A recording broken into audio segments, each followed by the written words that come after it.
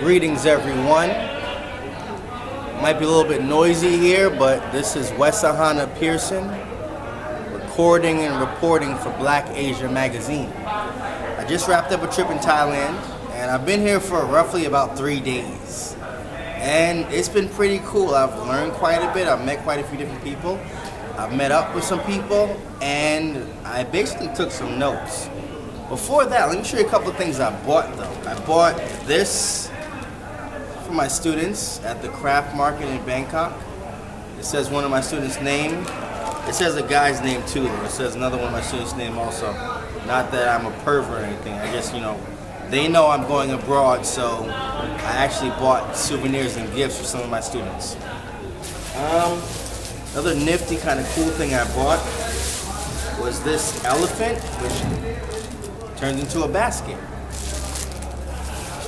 What else? A couple other things. What have I learned about Thailand?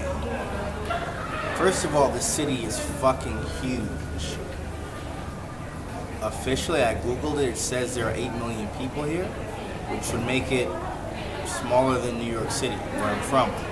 But I don't think that's the case at all. I mean, maybe it's just as it concentrated in a few areas. I stayed in Nana Plaza. And Nana Plaza is actually what you would expect Thailand to be, but like times 1 million. It's like super concentrated sleaze in one area.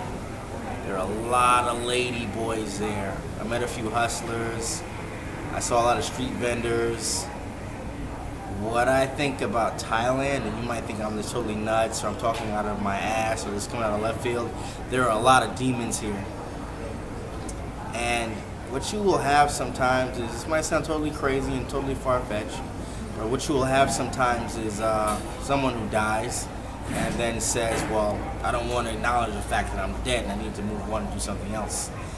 I want to still do human things with a human body, and I don't have a body, so why don't I just hijack someone's body? And you have a spirit living in your body, and you think that these things that you're doing are you, and it's changing how you look and changing the way you do things, how you feel, how you talk, how you act, and it's actually someone else acting through you. Enough said about that. Okay, now, let me go to my notes. Let me go to what I wrote down. First thing, second thing, you can't really holler at a woman. You can't meet a woman on the street and think she's okay and talk to her and say hi unless she's a black woman or a white woman. If she's Asian and she's from Thailand, then she's not gonna really talk to you. She'll be offended and put off by that. For the simple fact that there's so many prostitutes here. And if you talk to a woman and you don't know her, she's gonna think, well, why are you talking to me? You must think I'm a hoe. And they'll get very offended and you might get hit. Yeah, really.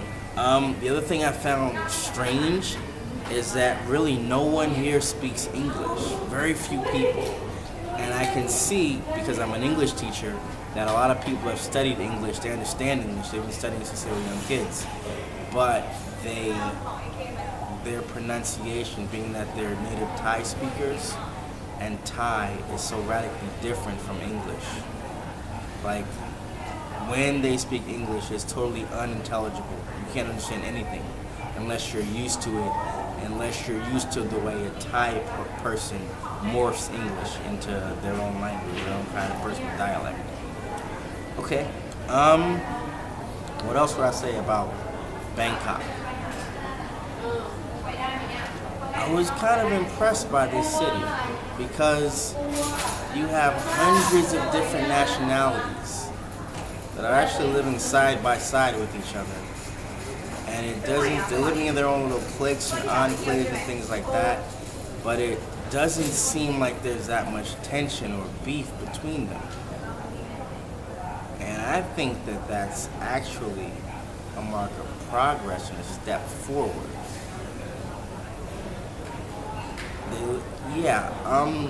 I've been too many places where just walking around and being a black man, people look at me like they're afraid of me. Like I'm some kind of a werewolf, or like I look like Sasquatch or something like that. And I'm not even that big. But what a lot of people don't understand is that thinking that way is a choice. You choose to look at someone like they're big and scary and react to them in a way that you know is going to be offensive. Here, especially with the lay people, the common day-to-day people, you have to live side by side and next to everyone here. So that choice that you make, thinking that I look like a Sasquatch, and knowing that you have to walk down the street next to me, you have to find some way to create a common ground with these people. It doesn't make sense to think that way. It makes sense to find some way to get along with this other person from day to day, because you're on the same level that this other person is. And I think that makes Bangkok a more humane city. That's one thing I would say is a guiding light, something that's beautiful about it. And again, I've only been here for 3 days. Someone who knows the city better might tell you something different, but I really like that about here. Now, when I walked into a shopping mall earlier today, and the shopping mall was air conditioned and it's comfortable and luxurious, and for that privilege, you pretty much have to be light skinned. That's not totally true, but I walked into there and I walked up to the concierge desk and I asked the guy at the desk, how do I get to where the electronics part is in the mall? And he said, oh yeah, you go up to the fifth floor, or whatever he said. And the woman next to him turned around, she saw me and she jumped back like she was looking at a gorilla who had just gotten out of his cage. She was literally afraid and startled. And I think her reaction was an overreaction. But again, because these people are separated from the rest of society, and it's actually a privilege, it's okay to act like that.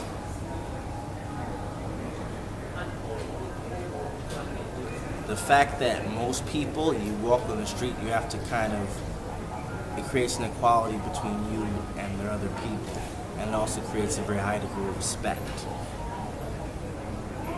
What else have I noticed here? People in Southeast Asia are the most extremely color-struck people in the world. Now, what does that mean if you say someone is color-struck? It means the first thing they look at is how light or dark your skin is. And based on that, and only that, they place a value on every single person. It doesn't matter who you really are, it doesn't matter what your inclinations are. That's how high or low you go on the pyramid. Walking around here, it just keeps reminding me of a poem that I read when I was younger by a man named Langston Hughes, who was a Harlem Renaissance poet about 100 years ago, about in 1920, the Harlem Renaissance era. And he wrote a poem called The Darker Brother. The Darker Brother is a poem about maybe a family, and most of the people in this family are very light-skinned, fair-skinned people. And they have one kid in the family, one of the guys, one of the younger brothers. He maybe looks like his grandfather or some other person, and he's got very dark skin. So when company comes over, they want everyone to think that our whole family is light-skinned and therefore prettier and more civilized, if you will. They make him eat in the kitchen. But the poem is a protest poem. He's saying, I laugh and I grow strong, because the kitchen is where all the good food is. And some things, maybe you might think that because you have light skin, you look this way, maybe you might be beautiful. Okay, that's fine. But I'm beautiful too. I have my own distinct identity. That reminds me of here, but in a very irksome kind of way. Because in Southeast Asia, Thailand, Vietnam, Philippines, I had one woman who was my friend tell me, in the Philippines, you can't be on TV unless you have one white parent. It's like that darker brother family, but in reverse. Because everyone in the family is dark-skinned. The whole family. They have that odd brother who's light-skinned. And that odd brother who's light-skinned is telling everyone what to do, is telling everyone, go in the kitchen. Ladies and gentlemen, Air Asia Flight FD170, FD170, bound for Cochin, India is ready for boarding through gate number 21. Gate number 21. We will boarding the aircraft by zone number which can be found on your boarding pass. Zone number 1 is for premium freight guests and those who sit now hot seat. Zone number 2 is seat in row 20 to 31. And zone 3 in row 6 to 19. Please have your passport open with the photograph page and boarding pass ready for inspection. Please be advised our cabin baggage policy we allow 2 pieces and the baggage combined weight not more than 7 kilograms. Air Asia, thank you. สวัสดีค่ะท่านผู้โดยสารโปรดทราบสายการบินแอร์เอเชียบินคุ้มคุณภาพครบเที่ยวบินที่ FD 170 FD 170พร้อมแล้วที่จะออกเดินทางไปยังโคชินประเทศอินเดียณประตูทางออกหมายเลข 21 ประตูทางออกหมายเลข 21 เพื่อความสะดวกในการตรวจบัตรที่นั่งกรุณาขึ้นเครื่องตามโซนที่นั่งซึ่งปรากฏอยู่บนบัตรที่นั่งของท่านโซนที่ 1สำหรับผู้โดยสารสิทธิพิเศษ Premium Flex บัตรเครดิต Air Asia ธนาคารกรุงเทพและผู้โดยสาร Hot Seat โซนที่ 2สำหรับผู้โดยสารแถวที่ 20 ถึง 31 และโซนที่ 3 ผู้โดยสารแถวที่ 6 ถึง 19 เพื่อความสะดวกในการตรวจบัตรที่นั่งกรุณาเปิดหนังสือเดินทางโดยหน้าที่มีรูปภาพพร้อมบัตรที่นั่งเพื่อแสดงแก่เจ้าหน้าที่ณประตูทางออกสายการบินแอร์เอเชียอนุญาตให้ผู้โดยสารถือสัมภาระขึ้นเครื่องได้ไม่เกิน 2 ชิ้นน้ำหนักรวมไม่เกิน 7 กิโลกรัมทั้งนี้เพื่อความปลอดภัยของผู้โดยสารแอร์เอเชียใส่ใจทุกรายละเอียดเล็กๆเพราะคุณคือคนสำคัญ I'm ของ gonna เรา edit that out later. Okay, so basically, where was I? They're telling the whole family, most of whom are dark-skinned, get in the kitchen. You're not allowed to be in society, period. And everyone is okay with that. The darker brother is a protest poem, but no one here is protesting. Everyone here seems like they have one identity. Thank you for your waiting. Now we would like to invite all remaining passengers on flight FD170, FD170 bound for Cochin, India. Please board at gate number 21, gate number 21, Air Asia. Thank you. ขอบคุณสำหรับการรอคอยค่ะและในขณะนี้ขอเรียนเชิญผู้โดยสารทุกท่านในโซนที่ 2 และโซนที่ 3 ซึ่งจะเดินทางไปยังโคชินประเทศอินเดียในเที่ยวบินที่ FD 170 FD 170เชิญขึ้นเครื่องได้ณประตูทางออกหมายเลข 21 Air Asia ขอบคุณค่ะ Okay, so no one here is complaining about it. It's like they all have one identity, and that identity is toxic to them. How do you explain that further? Everyone here inside their head is the oppressor. And then when they look in the mirror, they see the person, most of the time, the person that they're supposed to be oppressing. And it's an identity and a mentality that's holding these people back. And I could maybe sound totally ignorant and naive, but the reason why these countries are in chaos and in shambles is because they have this way of thinking. And before they can move forward, they need psychotherapy. Okay. With that said, yeah, being a black American out here, you pretty much get love. They know, because they know we're Americans, know we come out here and drop bank. You know, we're good customers. I wonder how it is for brothers from Africa. And I was supposed to link up with some Cameroonians out here. It didn't happen, but I'll probably link up with them online. I have their contacts and we'll probably talk to each other soon. So, all in all, I met some cool, friendly people here.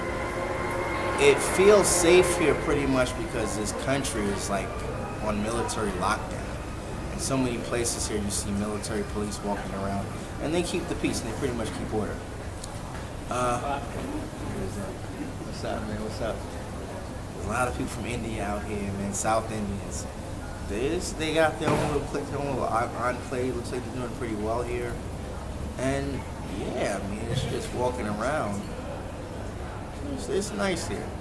So, that's it. Black Asian Magazine.